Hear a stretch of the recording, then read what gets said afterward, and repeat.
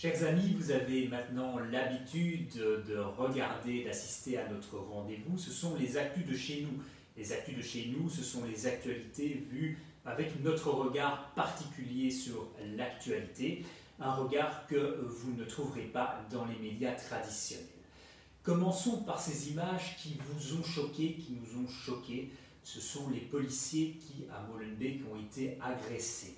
Au cours d'une intervention suite à une infraction de la route, 5 policiers ont été littéralement agressés par un individu.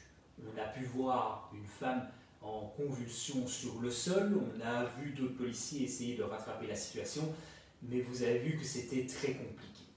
Alors chez nous, on est très clair, on adresse tout notre soutien, toute notre sympathie et tous nos vœux de prompt rétablissement aux policiers qui ont été touchés. De façon plus générale, on adresse aussi tout notre soutien à la police et aux policiers qui exercent un métier ô combien difficile, mais ô combien noble et ô combien nécessaire pour la société.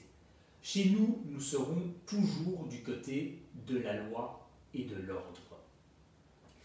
Nous adressons notre soutien aux policiers, mais nous devons aussi dénoncer.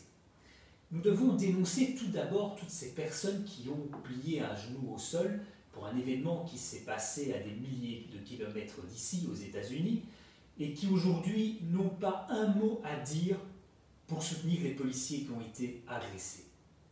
C'est tout simplement scandaleux. Nous devons aussi dénoncer les responsables politiques qui ont été aux abonnés absents. La ministre de l'Intérieur, Annelies Verlinden, a été très présente sur les réseaux sociaux ces derniers temps. Annelies Verlinden, on l'a vu aux 20 km de Bruxelles, elle a donné le départ. On l'a aussi vu ces derniers jours avec les ministres autrichiens, notamment de l'Intérieur. On l'a vu à une réunion de l'Agence internationale de l'énergie atomique, mais on l'a finalement très peu ou pas entendu sur le sort de ces policiers. On a un petit peu plus entendu Catherine Moreau. Catherine Moreau, c'est une des filles d'échouer en politique. C'est la fille de Philippe Moreau. Soyons honnêtes, si la situation est aujourd'hui incontrôlable à Molenbeek, c'est en grande partie en raison de la politique qui a été menée pendant des années par le père et aujourd'hui par la fille. Il porte très clairement une responsabilité dans ce qui s'est passé.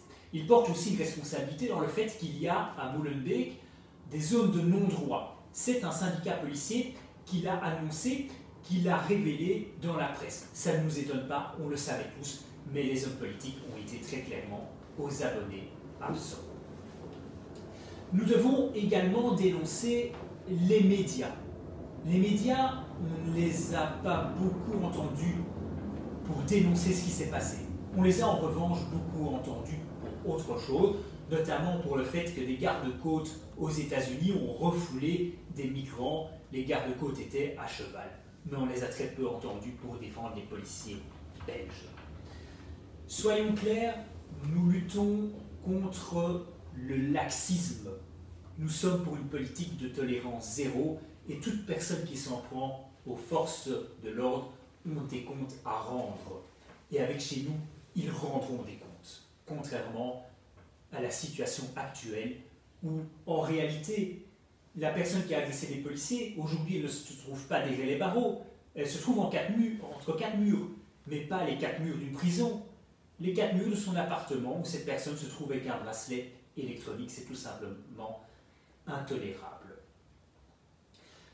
Évidemment, on a dit que les médias n'étaient pas fort intervenus, n'avaient pas fort dénoncé ce qui s'était passé, mais en fait, les médias sont acquis au politiquement correct. C'est la raison pour laquelle vous n'entendrez pas ce que vous entendez aujourd'hui sur la RTBF, RTL ou dans les journaux traditionnels. Dans une démocratie digne de ce nom, une émission comme celle que nous tenons devrait avoir lieu sur les ondes.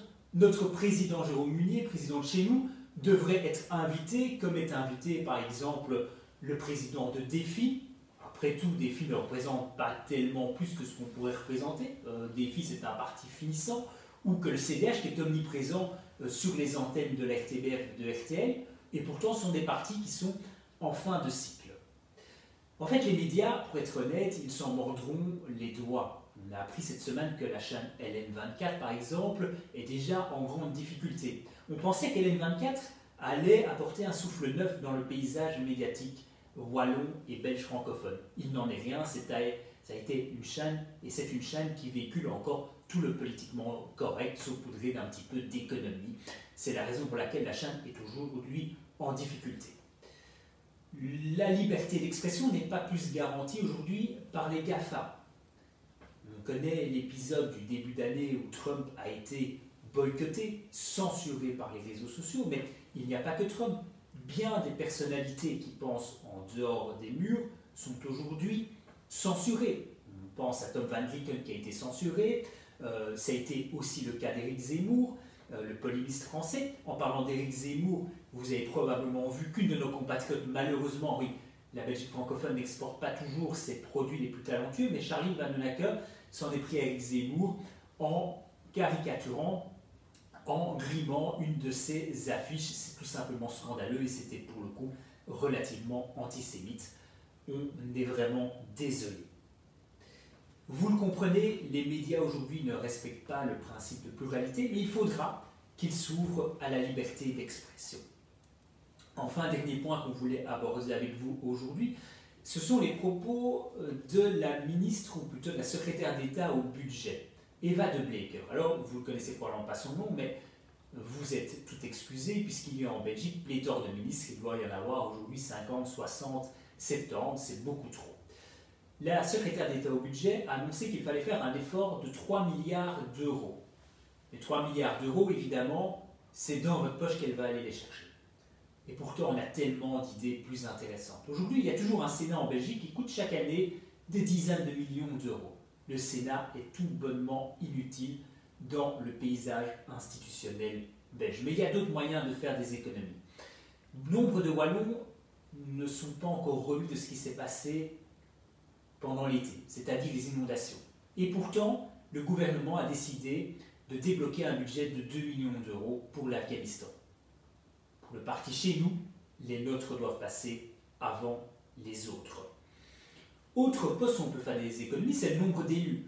Aujourd'hui, il y en a qui apparemment s'ennuient tellement qu'il faut construire de toutes pièces un poste pour assouvir leur soif de pouvoir. C'est le cas d'Olivier Mainguin qui a été nommé facilitateur entre les Bruxellois et les Wallons, bref, entre les francophones de Belgique.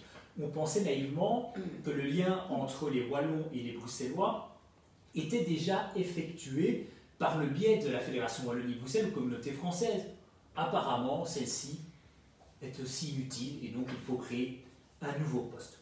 Vous comprenez qu'il y a tant de manières, tant de moyens aujourd'hui de faire des économies. Enfin, on terminera par un bêtisier. On pourrait supprimer par exemple aussi le MRAX. Vous avez pu voir une de leurs publications. Ils ont listé un certain nombre de discriminations dont seraient victimes certaines personnes. Et dans la liste, il y a la transphobie, il y a l'antimigrantisme, comme si le fait de s'opposer aux migrations, pour des raisons évidentes de bon sens, relevait de la discrimination, du racisme ou de l'on ne sait quoi encore. Enfin, dernier petit mot sur notre bêtisier, la palme revient cette semaine à Hanouna de Wever. Alors, Hanouna de Wever, elle a le prénom d'un animateur un peu vulgaire de la télévision française et là le nom de famille d'un homme politique flamand qui a relié à peu près toutes ses idées. Hanouna de Wever, elle défend non seulement l'écologie, mais l'écoféminisme. C'est une des nouvelles trouvailles du politiquement correct, alors qu'un acteur flamand avait émis quelques doutes sur le dogme climatique actuel. Elle a tout simplement osé dire qu'elle ne voyait pas en quoi un homme de plus de 50 ans avait un avis éclairé sur la question. C'est aussi tout simplement du racisme anti-blanc, et le racisme anti-blanc, comme toutes les formes de racisme d'ailleurs, on le combat de toutes nos forces chez nous. Vous avez compris toute l'utilité de notre émission, donc on vous invite à nous partager, à nous liker. Très bientôt, il y aura des surprises et on viendra vers vous dans la semaine qui vient. On vous annoncera tout ça. Partagez-nous, likez-nous chez nous. Vous verrez, c'est le seul parti francophone de bon sens qui entend remettre l'Église au milieu du village. Je vous remercie et je vous souhaite évidemment tout le meilleur pour les 2 semaines qui viennent, en espérant que nos cyclistes remportent la médaille d'or et soient champions du monde dimanche dans nos belles communes. À très bientôt. Au revoir.